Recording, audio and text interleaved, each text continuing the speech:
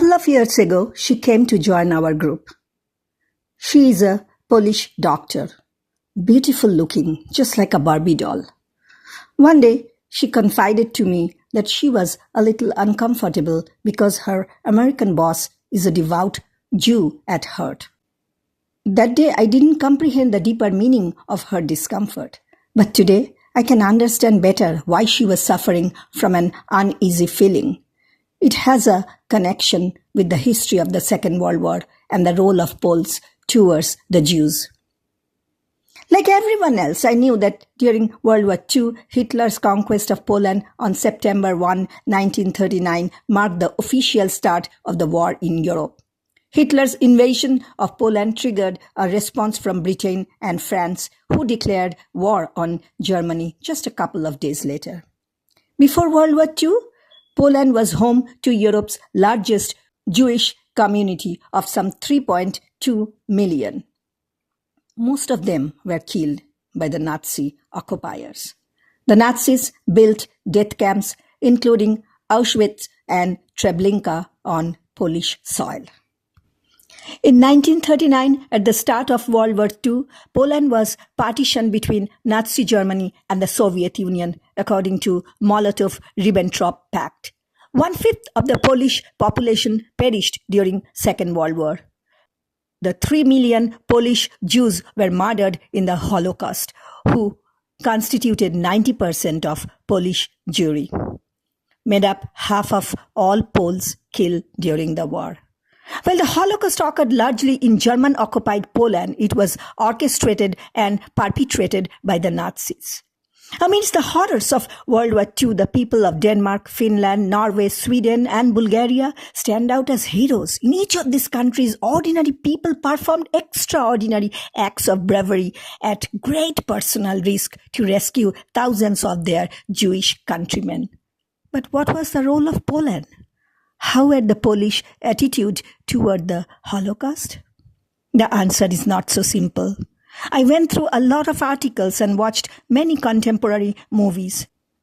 The more I dug deeper, the picture became clearer. I realized that the feelings of Poles varied widely, from actively risking death in order to save Jewish lives and passive refusal to inform on them, to indifference, blackmail, and in extreme cases, committing premeditated murders, such as in the Jedwabne program. One of the harrowing movies gave me a jolt. Yes, it is the movie named Poklosi. Poklosi in Polish language translates to aftermath in English, often referring to the lingering consequences or effects of a significant event, particularly in a negative sense. It's most notably used in the title of the Polish film Poklosi, which deals with the aftermath of a historical tragedy related to the Holocaust in Poland.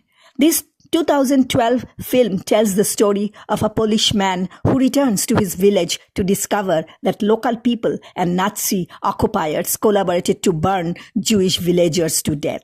The drama is inspired by the 10th July 1941 Jedwabne program in German-occupied northeastern Poland during World War II. Another name is Operation Barbarossa, in which many Polish Jews were locked in a barn in the town of Jedwabne, which was later set on fire by a group of Polish men.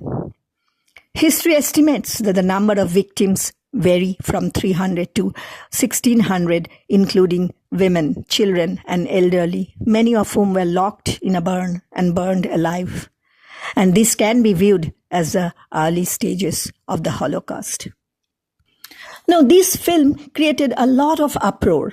Some say the film is important for opening a debate about how Christian Poles interacted with Jewish people, while others say it unfairly portrays Poles as Nazi collaborators. So you can understand the movie touches on a subject that many Poles prefer not to discuss. Why? Because it portrays the cases where Poles were complicit with the Nazis in rounding up and in some cases killing Jews.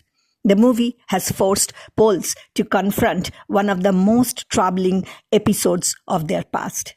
Jewish groups have joined Poland's artistic community and many younger liberal Poles in applauding the film for lifting the lid on a taboo. Others say it is blackening Poland's name by portraying its people unfairly as Nazi collaborators. Now, the other day I was reading a write-up of Edna Friedberg, a historian at the United States Holocaust Memorial Museum. And the topic was the truth about Poland's role in the Holocaust. A new law was ratified in 2018 in Poland by the parliament in Warsaw, Poland.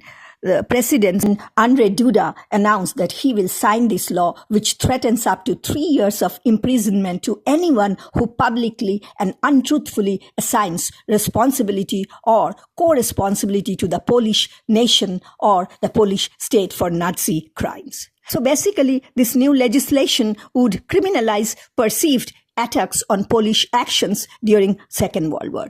The impetus behind the legislation comes from a number of public references to concentration camps or killing centers built by Nazi Germany on occupied Polish territory as Polish camps. The law endangers an honest reckoning with a complex past. This misrepresentation appears to attribute responsibility to the Polish government or its people for these sites of imprisonment, torture, and murder. Poland's sensitivity about this period was illustrated in 2012.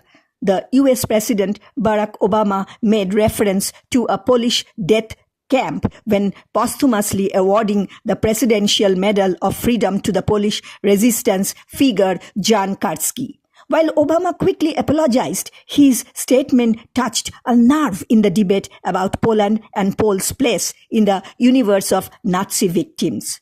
Poland's foreign minister demanded the White House apologize for this outrageous mistake. Let's see what the producer of the film, Dariusz Jabłonski, said. It's our moral duty to make this film. It's a moral challenge to struggle with the topic, he told to Reuters in an interview. This is one of our last historical taboos, and I have a feeling that it's a topic we have been avoiding. That's not how it should be. Even if this terrible crime concerns only 1% of the Polish nation, it doesn't matter because we want to know about that.